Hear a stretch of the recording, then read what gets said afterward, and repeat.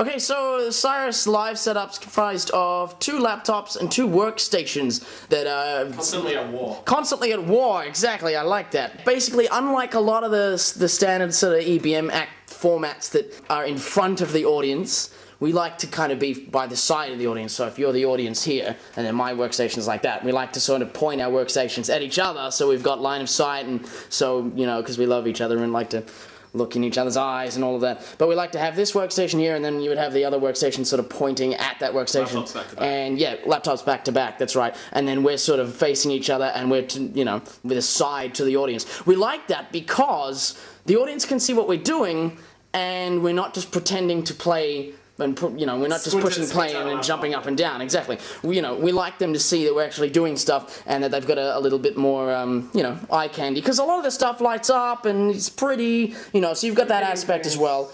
And you know, look, we've got 2 chaos pads. 2 chaos pads. I don't even know what that sound is. So that's pretty sexy, and we're going to use them both in this upcoming gig. One of them goes over the tracks, one of them just goes over the synths. That's right. Yeah. So sometimes it's good to just glitch up everything. Sometimes you don't want to stop the beat, but I want to be able to make sound effects. Another advantage of being side on is it's less of a barrier for Josh when he's singing. He doesn't have a barrier between him and the audience. He can be up the front as a front person, and then he can turn to his workstation and keep on working. It doesn't have to just go around everything.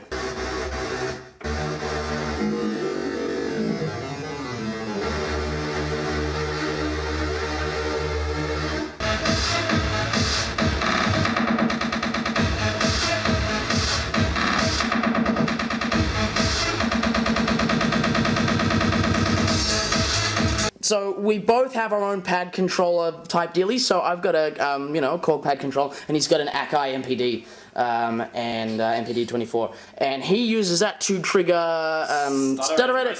Yeah. Yep. Glitches. I'm going to be doing some samples as well. I've signed faders to Master Effects, and the buttons do different glitchy madness. Yeah. And mine's more drum oriented, so mostly crashes for the dubstep breakdowns and things like that. But I think every set we've sort of done slightly different drums. Nothing major. I mean, we've got the main track kit going all the time, but I like to do extra stuff over the top. And this time it's going to be really like short, sharp, glitchy oriented stuff. And here we have my little peripheral devices. This time I'm using a joystick, which is a, you know, common favorite, and then this new thing here, which is a P5 glove. And this is Destruction.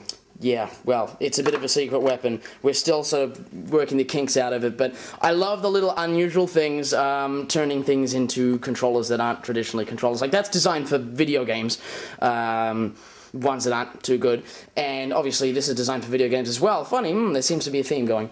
Yeah. And obviously... It's visual. Yeah, and the visual aspect is really intense. Rather than just like turning a little knob with Josh, he moves the joystick. He moves his hand around, and dramatic things happen to the sound, and yeah, it's more putting on a show.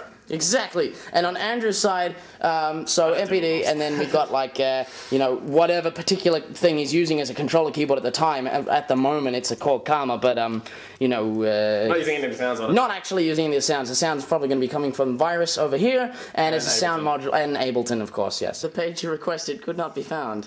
Oh, but it's my own page. Really? What we are doing is sending MIDI information from my end of the setup to his, because he's got the master track running on his, but I want some control of that from my end, so I don't have to run over and annoy him with his stuff. So what we've got here is keys that define controller values on a MIDI knob. So you can see when I hit a key, the value turns up. Here we see. So we have this whole thing, because I'm not a keys player, as one knob and different ranges of that knob. If you listen to the filters that we can do,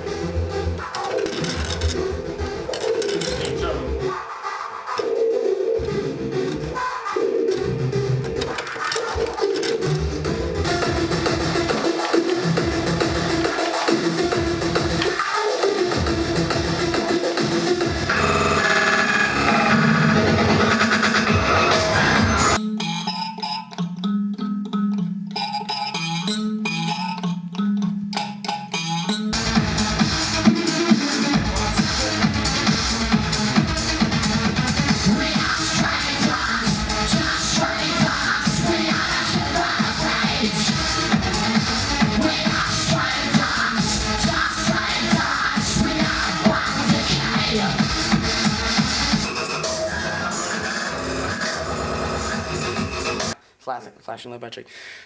Flaccid low battery. Flaccid low battery.